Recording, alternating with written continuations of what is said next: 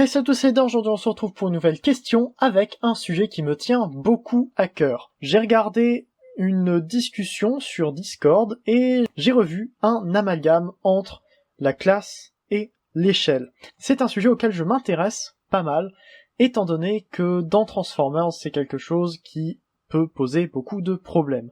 Nous avons trois notions de taille de personnage, donc la taille, la classe et l'échelle.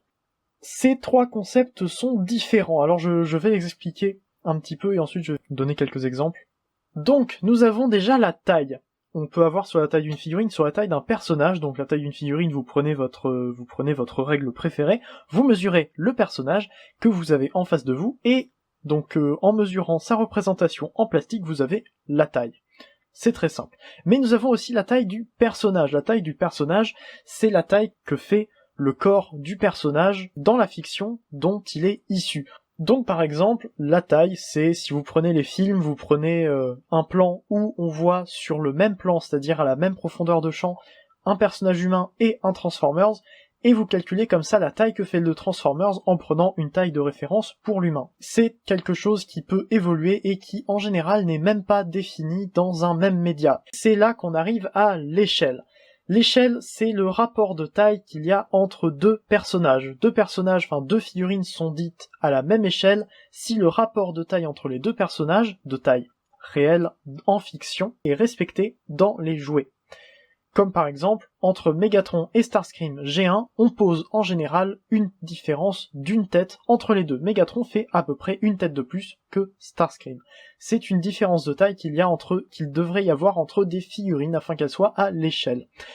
On a plusieurs échelles dans Transformers, on a notamment l'échelle Masterpiece, enfin 3 échelles Masterpiece. On a l'échelle Masterpiece G1 qui prend la plupart des Transformers G1 qui sont sortis en Masterpiece.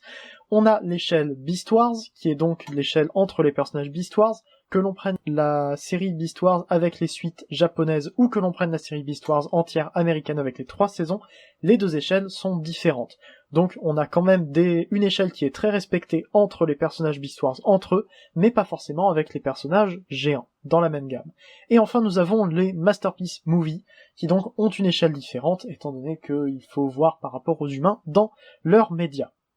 On a également une échelle de Generations au sens large, c'est-à-dire une échelle de Transformers Studio Series et une échelle de Transformers Generations plus style G1. On considère en général qu'un Optimus dedans est à peu près de taille Voyager Class, et c'est une grosse erreur que je fais en parlant de ça, car on parlera de la classe plus tard.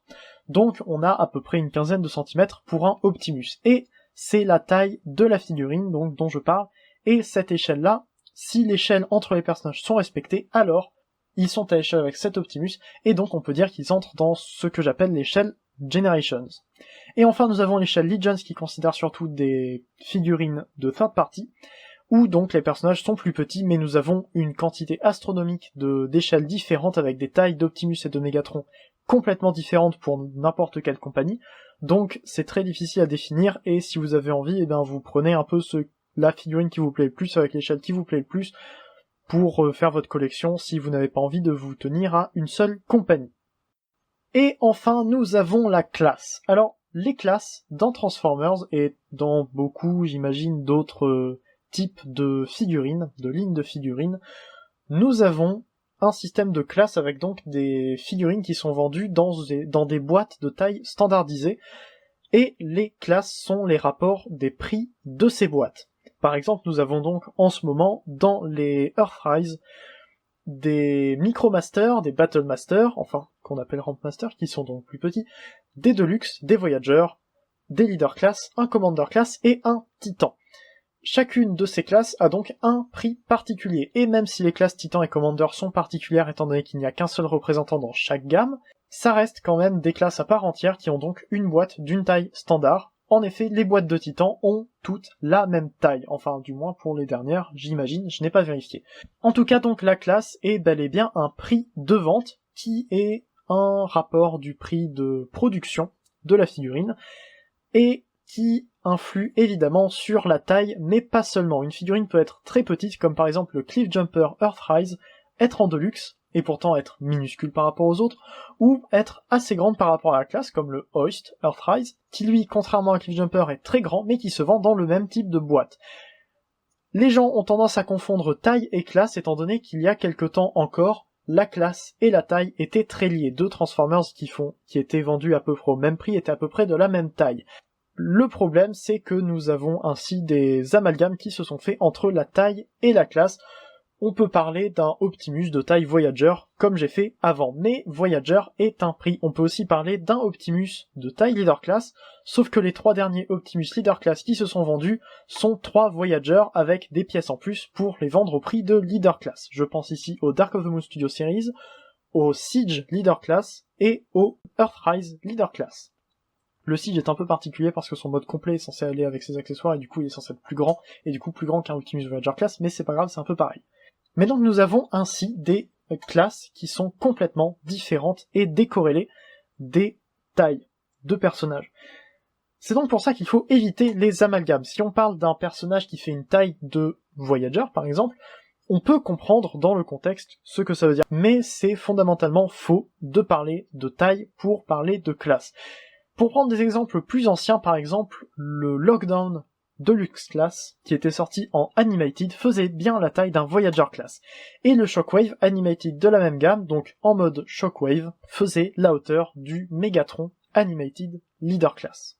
Évidemment, le nombre de gens qui font l'amalgame entre taille et classe, ainsi que entre échelle, taille et classe, est bien plus grand que le public que j'ai sur cette chaîne, mais si je peux aider à éviter cet amalgame à plus de personnes, ça me ferait vraiment plaisir. C'est un sujet qui me tient à cœur, c'est un détail de langage en quelque sorte qui est quand même important et qui permet à beaucoup de gens notamment d'arrêter de se plaindre pour des figurines qu'ils jugent petites par rapport à la classe, étant donné qu'ils ne regardent pas forcément le coût de production d'une même figurine.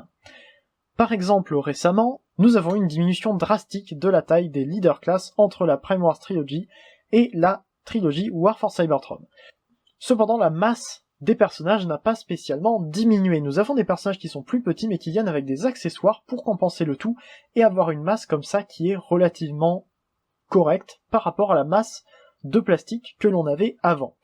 Il ne faut pas non plus oublier les détails de moulure qui peuvent prendre plus de temps à modéliser, qui peuvent demander des moulages de pièces beaucoup plus rigoureux, ce qui peut être aussi plus complexe, et qui parfois utilisent aussi beaucoup plus de peinture. Par exemple, Astrotrain Leader Class a une masse qui se rapproche de celle de Six Shot Leader Class, alors que Six Shot fait 5 cm quasiment de plus qu'Astrotrain, qui est un tout petit Voyager. Donc ce sont des différences à prendre en compte, et j'aimerais que ceux qui ont vu cette vidéo commencent à prendre en compte, parce que je trouve que beaucoup trop de personnes font encore l'amalgame, qui était encore normal il y a quelque temps lorsque les tailles ne variaient pas beaucoup au sein d'une même classe. Mais maintenant que l'échelle devient plus la priorité des nouvelles gammes, il n'y a qu'à voir la trilogie War for Cybertron et Studio Series, avec des Transformers d'une même classe qui vont avoir des tailles très différentes. Il n'y a qu'à voir cette approche-là de la franchise Transformers, là où les échelles avant n'étaient pas du tout respectées dans une même gamme, pour essayer de comprendre et appréhender un peu mieux le concept d'échelle et la différence qu'il y a entre taille et classe. Donc j'espère que cette vidéo vous a aidé. C'est une vidéo que j'ai essayé de faire assez rapidement parce que je voulais vraiment en parler rapidement. Donc n'hésitez pas à me dire en commentaire si cette vidéo vous a aidé et s'il y a des points sur lesquels vous voulez que je revienne ou vous voulez des éclaircissements parce que j'ai été trop rapide. Il est possible que j'ai été trop rapide, je tourne cette question sans avoir de script devant moi. N'hésitez pas à me le dire en commentaire. N'hésitez pas non plus à partager la vidéo si vous jugez qu'à un moment une discussion fait un amalgame entre la taille, l'échelle et la classe. Évidemment, les abus de langage sont assez réguliers, mais il ne faudrait pas non plus aller confondre les termes trop souvent.